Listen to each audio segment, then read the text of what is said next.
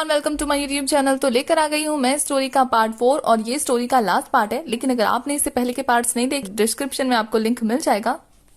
तो इस पार्ट की स्टार्टिंग में हम देखते हैं कि जैसे ही जीशु और युआन रूम में पहुंचते हैं ना, तो रूम का सेटअप देखकर बिल्कुल हनीमून स्वीट की तरह लग रहा होता है। वो दोनों काफी नर्वस हो जाते हैं।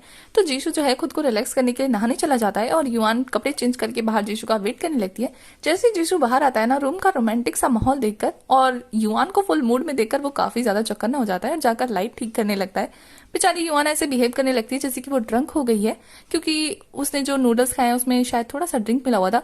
बट जीशु उसकी सारी चाल समझ जाता है, क्योंकि उसे डस्टबिन में नूडल्स दिख जाते हैं। तो वो उसे पानी पीने को कहता है और कहता है कि जाकर नहा ले, अगर उसका दिमाग थोड़ा सा ठिकाने आ जाए तो फिर वो उसे बता दे। और ये बोलकर वो बाहर चला जाता है।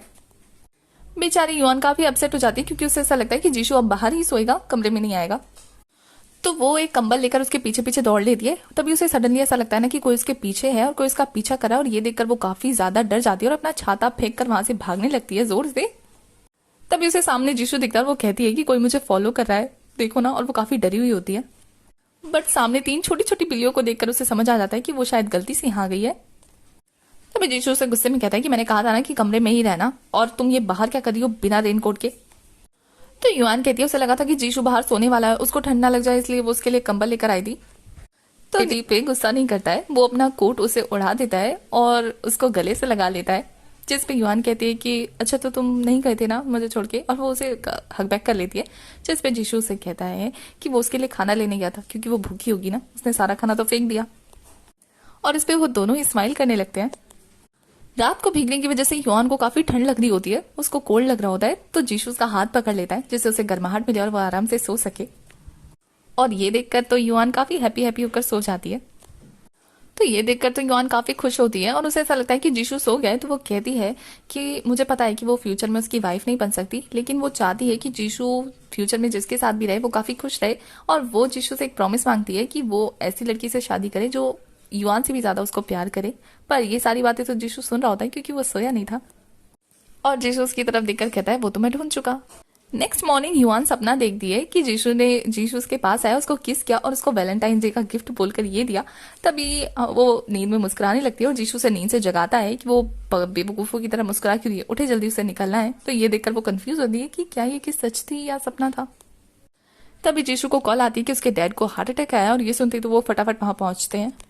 और वहां पहुंचकर तो जीशु के डैड का ऑपरेशन चल रहा होता है। ये देखकर जीशु को ऐसा लगता है कि शायद उसकी वजह से हुआ है। तभी जीशु के फादर के मैनेजर बताते हैं कि उसकी कंपनी में फाइनेंशियल प्रॉब्लम चल रही है, जिसकी वजह से आज शेयर होल्डर्स की एक मीटिंग है, जिसमें जीशु अपनी मॉम से परमिशन लेकर कंपनी चला जाता है अपने डैड की हेल्प करने के लिए।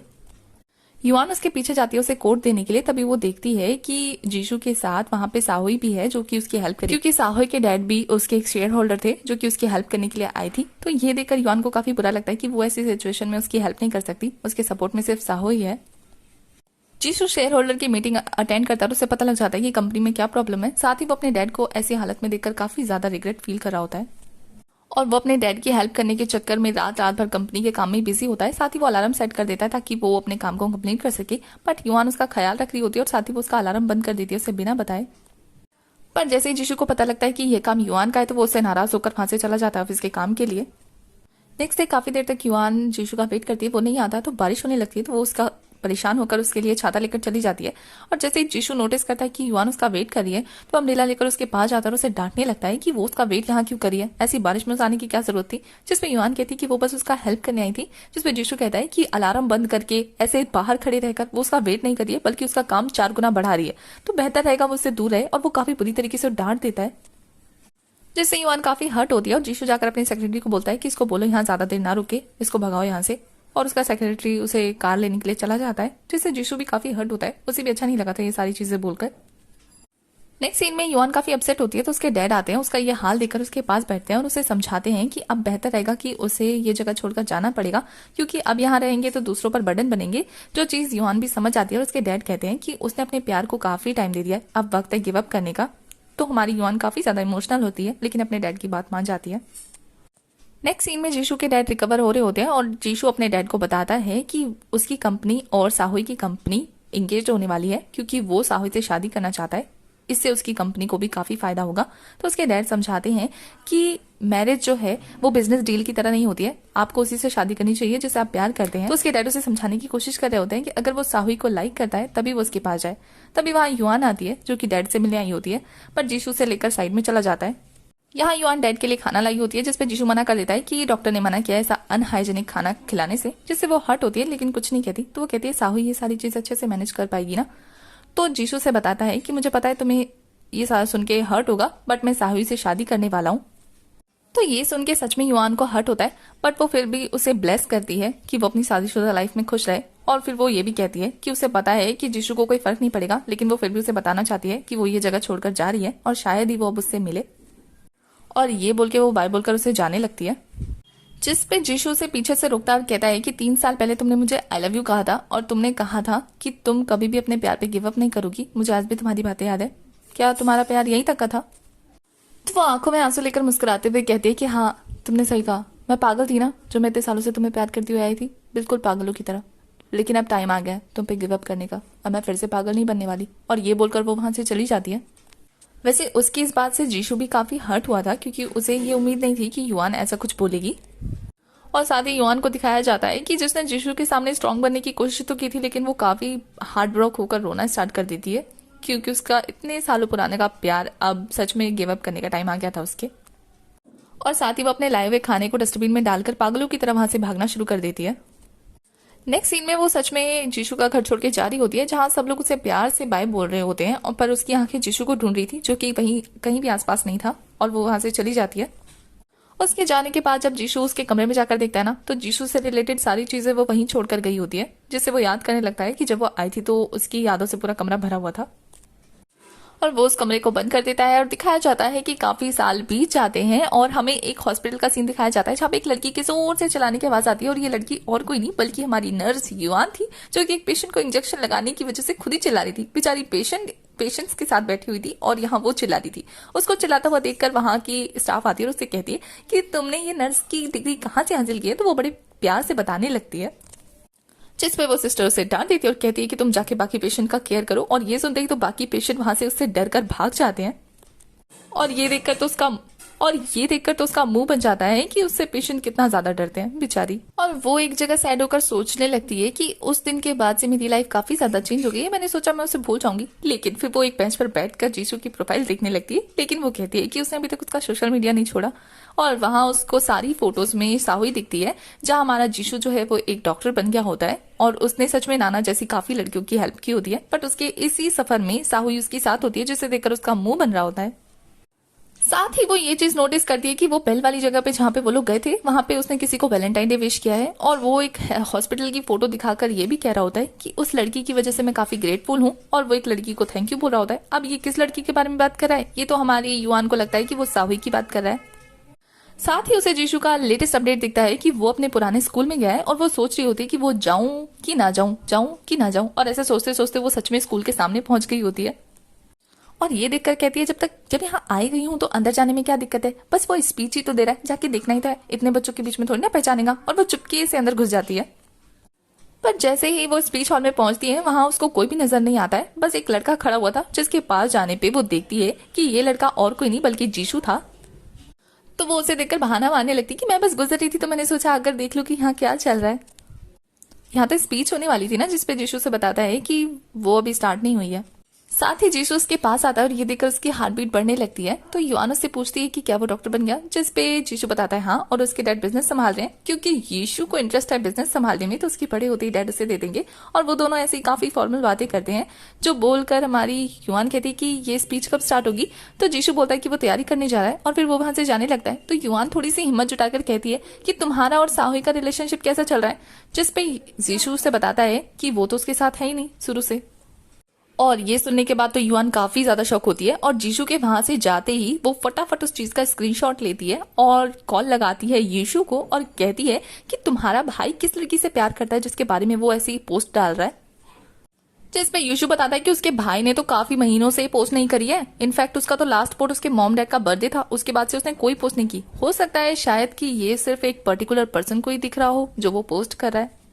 और साथ ही ईशू वो ये भी बता दे रहा है कि उसका भाई जिसको लाइक करता है वो तो स्टूपिड सी लड़की है, उसने एक स्टूपिड सा लेटर लिखा था। और ये देखकर तो युआन पहचान जाती है कि उसी का लेटर है और फिर वो जीशू को ढूंढने लगती है। तभी वो अपने फोन में वापस उसकी पोस्ट चेक करने लगती है, क्योंकि वो डॉक्टर का जो पोस्ट उसने किया था वो उसी के हॉस्पिटल का था और ये देखकर वो समझ जाती है कि उसी के बारे में था। दूसरा वो बेल वाला पोस्ट उसी का था जहां वो लोग घूमने गए थे और ये देखकर उसे याद आ जाता है वो सीन। तभी जीशू उसके सामने आ जाता है और उसे ऐसा लगता है कि वो इल्यूजन कर रही है। तभी जीशू उसके पास आकर कहता है कि मैंने पहली बार इतना स्टूपिड कन्फेशन सुना था, वो भी तुम जैसी लड़की से, सच में स्टूपिड। और वो उस टाइम को याद करने लगता है जब सबने कन्फेशन के बाद युआन की वीडियो बनानी स्टार्ट की थी, तो वो वही था और उसे देख रहा था। और फिर वो उसे कहता है कि पहले तो मैं तुमसे दूर जाने की कोशिश करने लगा, फिर पता नहीं कैसे तुम्हारे पास आ गया, तुम्हारा ख्याल रखने लग गया। और उसने उसे रात भर जाग कर वो डॉल बनाती हुई भी देखा था और उसके हाथ में सुई चुभते हुए भी देखा था। मतलब ये सारी चीजें उसने विटनेस की थी। साथ ही उसको स्पोर्ट डे वाले दिन हमारे जिन से जेलसी भी हुई थी और उसने उसको जानबूझ के जेलसी की वजह से किस किया था। और जिस दिन युआन घर छोड़ के जाने वाली थी वो उस दिन उसे रोकने के लिए आया था, लेकिन युआन के जाने के बाद, और उसे काफी बुरा लगा था। तभी जिसू उसके पास आते हुए कहता है कि तुमने कहा था कि तुम मुझ पे गिव अप कर रही हो, तुम मुझसे दोबारा प्यार नहीं करोगी, लेकिन आज मैं यहाँ आया हूँ, ये बात सिर्फ तुम जानती हो, सिर्फ तुम्हारे अलावा कोई नहीं जानता। और साथ ही ये दिखाया जाता है कि जब युआन को डांट पड़ रही थी उसकी सीनियर से, तब उसके पीछे वाली नर्स ने उसकी वीडियो बनाकर जीशू को भेजी थी। मतलब जीशू भी उसके पल पल की खबर रखता था और तभी उसने वो जानबूझ के स्कूल आने वाली पोस्ट डाली थी, क्योंकि उसे पता था कि युआन जरूर उसको देख रही होगी और उसने यही चीज प्रिपेयर भी की थी कि सिर्फ युआन ही उसे देखे। और वो कहता है कि अब तुम यहाँ आई हो, इसका मतलब ये है कि तुम अभी भी मुझसे प्यार करती हो, तुम मुझे भूली नहीं हो। तो उसकी ऐसी सारी बातें सुन के हमारी युआन इमोशनल होते हुए कहती है कि जब तुम्हें पता था कि मैं तुम्हारा पीछा कर रही हूँ, तुम ऐसे देख रही हूँ, तो तुम्हें बुरा नहीं लगा? जिसमें जीशू हंसते हुए कहता है हाँ उसे बुरा लगा, वो थक भी गया इन सारी चीजों से, तो एक काम करते हैं, चलो तुम्हें हमेशा अपने पास रखने के लिए ना शादी कर लेता हूँ। और ये न्यूज सुन के तो युआन गुस्से में उसे कहती है कि जब तुम्हें करनी नहीं है ना, तो ऐसे दूसरों के इमोशन के साथ खेलने की जरूरत नहीं है, ऐसे बहाने बनाने की जरूरत नहीं है। जिसमें जीशू से कहता है कि वो जानता है कि वो बहाने नहीं बना रहा है, उसे अपने पास हमेशा रखने के लिए और उसको सबसे छुपा के रखने के लिए, ताकि वो किसी और को लाइक ना करे, उससे शादी करनी तो बनती है। और फिर वो उसको अपने सरनेम से बुलाने लगता है, जिससे युआन काफी खुश होती है और उसको हक कर लेता है। जिसपे युआन इमोशनल होते हुए कहती है तुम्हें कैसे इतना कॉन्फिडेंस था कि मैं तुम्हें रिजेक्ट नहीं करूंगी, मैं तुम्हें अभी भी प्यार करती हूँ। तो जीशू से अलग होते हुए कहता है तो तुम नहीं करती? तो वो कहती है हाँ, और वो उसे किस कर लेता है, जिसे युआन बिल्कुल रिफ्यूज नहीं करती और वो उसे कहती है ये हमारी 4th किस थी, है ना, लेकिन हमने अभी तक डेटिंग स्टार्ट नहीं की है। जिसपे जीशू स्माइल करते हुए कहता है 4th नहीं। और फिर हमें युआन के सपने वाला दिन दिखाया जाता है कि जब जीशू ने उसे सच में वैलेंटाइन डे विश करते हुए किस किया था, वो कोई युआन का सपना नहीं था। और ये जानकर तो युआन काफी शौक होती है और जीशू से फिर से किस कर लेता है। और इसी के साथ इनकी लव स्टोरी कंप्लीट हो जाती है। और साथ ही हमें ये सीन भी दिखाया जाता है कि उस दिन जब जीशू से पढ़ाते पढ़ाते सो गया था, तो जीशू की आंख फिर से खुली थी और अपने पास युआन को सोता हुआ देखकर उसे मिल गया था अपॉर्चुनिटी उसके लव लेटर को पढ़ने का। और वो उसका लव लेटर पढ़ना स्टार्ट कर देता है, जिससे पढ़ते पढ़ते वो उसकी स्टूपिड बातों पे हंसने लगता है और उसको उसकी स्टूपिड सी बातें अच्छी भी लगने लगती है। और वो लव लेटर पढ़ते पढ़ते इतना खो जाता है कि वो लव लेटर पूरा पढ़ लेता है और उसको काफी खुशी होती है कि उसने फाइनली उसका लव लेटर पढ़ लिया। और लव लेटर में इतनी क्रिएटिविटी देखकर वो काफी सरप्राइज भी हो रहा होता है। और पूरा लव लेटर पढ़ने के बाद उसके फेस पे एक स्माइल होती है। और साथ ही जब वो उस लव लेटर को देखता है ना कि उसकी लेंथ कितनी है, और ये देखकर वो खुद पे हंसने लगता है कि उसने ये पूरा का पूरा पढ़ लिया। और फिर उसने उस लव लेटर को ज्यों का त्यों हमारी युआन के बैग में डाल दिया होता है। और फिर युआन को एक कंबल उड़ाने के बाद वो प्यार से उसके पास उसे देखता हुआ लेट जाता है। मतलब उसके दिल में फीलिंग्स उसी दिन से डेवलप होने लगी थी। और इसी के साथ इन दोनों की प्यारी सी लव स्टोरी कंप्लीट होती है। अगर आपको इनकी लव स्टोरी अच्छी लगी तो आप कमेंट करके बता सकते हैं। साथ ही अगर आपको ऐसे ही लव स्टोरी देखनी है ना, तो आप वो भी बता सकते हैं, मैं आपके लिए लेकर आऊंगी। और अगर देखते रहना है ना, तो मेरे चैनल को सब्सक्राइब भी करना है। चैनल को सब्सक्राइब कर देना याद से और बेल आइकन प्रेस कर देना, जिससे आने वाली वीडियोस की अपडेट आपको मिलती रहे। साथ ही अगर मुझसे वार्तालाप करने का आपका दिल करे तो इंस्टा का लिंक आपको डिस्क्रिप्शन में मिल जाएगा। तब तक के लिए बाय।